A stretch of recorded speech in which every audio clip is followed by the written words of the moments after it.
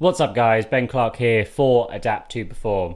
So I wanted to do a bit of a different video for you guys. So normally I do stuff based on fitness and that, but I wanted to expand a bit more and tell you guys about some other things. So today I've got a list here and it's talking about the most common causes of spinal cord injury. Now, you know, this is something that I think is quite interesting, and you know, if you've got spinal cord injury, then you can see if other people, like how other people relate to you, how many other people have got the same sort of thing as you. And if you haven't, it's just quite an interesting little video on sort of, you know, different types of spinal cord injury, like how the spinal cord injury can happen itself. So I'm going to run through this list. I hope you enjoy.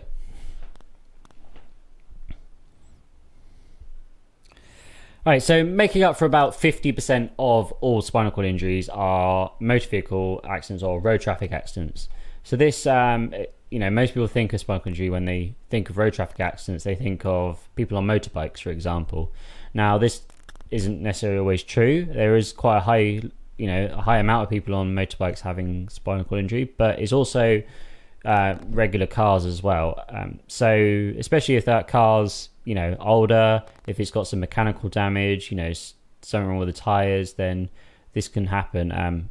You know, car safety has got better and better over the years, but it's still not to the point where it can fully prevent some of these things from happening. And quite a lot of people have older cars on the roads, so you know, the risk of that is higher.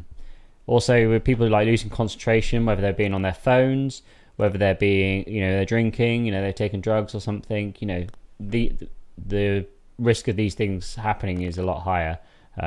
This is why it's super important to not do these things. You know, don't be on your phone while you're driving, for example. You know, you might not hurt yourself, but you could hurt somebody else, and then, you know, you have to live with that forever, and that's horrible. You know, you either live with that spinal cord injury forever, or you live with the fact that you've caused somebody spinal cord injury forever. So it's pretty simple, right, guys? Don't be on your phones.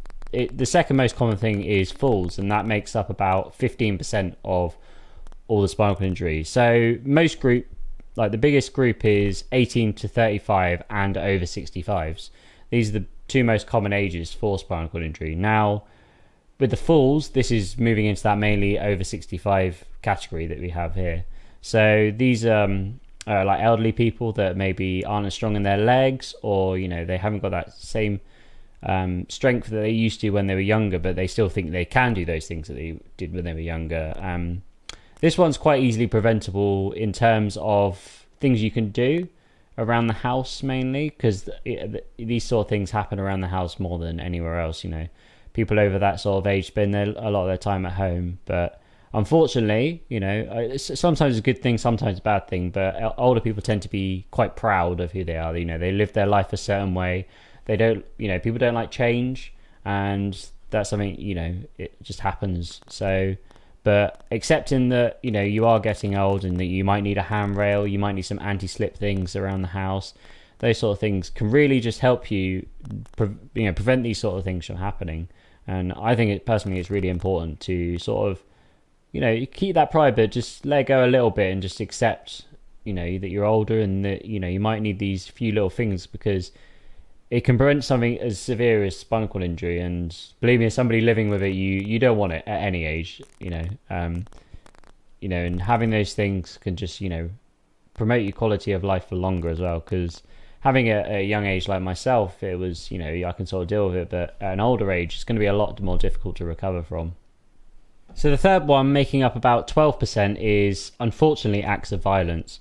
So these include gunshot wounds, knife attacks. This is things like domestic abuse, you know, stuff around the house, and, you know, things like people, young men at war, or young men and women at war. And yeah, it's a really unfortunate thing. You know, this should be 0%. You know, this shouldn't happen at all, but unfortunately we live in a world where it does, and that's quite sad, really, that people, you know, are having their whole life changed by one other person's decision. And that's, you know, it's quite saddening to think about. But, you know, it's important that we, you know, think about our own actions and make sure we're not doing anything to cause these ourselves. You know, we can only really focus on ourselves, and hopefully that influences the other people around us.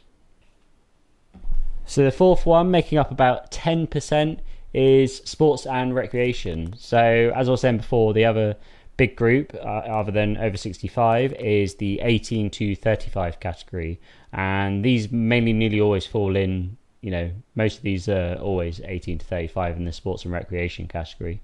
So these include things like diving in shallow water, which is what I did. This is how I got my spinal cord injury. So don't do that. And then the other things like include, playing contact sports without the right sort of equipment or without the proper technique, diving in shallow water, partying and, having a good time and just doing silly things, various things like that. The reason it happens to most young people is because we're young and we're active and we want to go out and do things, and that's perfectly, reasonable. Why would you do that? Why wouldn't you do that? So yeah, don't make it affect your life. Going around thinking, hey, if I do this, I'm gonna break my neck. But have a little caution. If you're going somewhere where there's shallow water, think maybe I shouldn't dive into this bit. Maybe just have just half a second think about it. And just go, yeah, okay, that's shallow. Maybe not dive into that bit. I could obviously regret not doing that myself, but I can't do that. I have to live my life. But then there's other circumstances like if you're playing rugby, are you tackling properly? Are you making sure you tackle with the shoulder and not your head? When you're playing American football, for example, for my American watchers, are you wearing pads that are safe and new and up to date and providing you with the best possible safety? You want to play the sport, nothing is stopping you that, but making sure that equipment is up to standard so you've got the best possible chance of not getting spinal cord injury in that situation. And again, are you tackling properly? As you can tell from a lot of these activities, they tend to be young men that it happens to. With the sports side of it, there's more young men playing contact sports than there are young women. That's just a fact, really. That causes more spinal cord injuries in the sports side. And then like recreationally, things like just partying with friends and all those sort of things where we're having fun, or like where I did it, like diving in shallow water where I'm at the beach having a nice day, run and dive into some shallow water by accident. These things happen. It's unfortunate, but it is, as I said, this takes up about 12% of the total spinal cord injuries caused. So taking a little divergent here and talking about something that affects 1 in 4. So 25% of all spinal cord injuries have alcohol involved. Now, I think you can probably guess why, but I'm going to explain anyway. So when alcohol's involved, especially with things like driving, where you're doing things that require a lot of focus and attention, or things that, might require just a little bit of attention, but that attention's gone away because of the alcohol involved. This is why alcohol increases the risk of spinal cord injury. Especially, as I said, especially if you're driving. You're doing something. Everybody knows you shouldn't drink drive, but people still do. No idea why. But yeah, they, maybe not having that extra drink means that you either don't get spinal cord injury yourself, or you stop somebody else from doing it.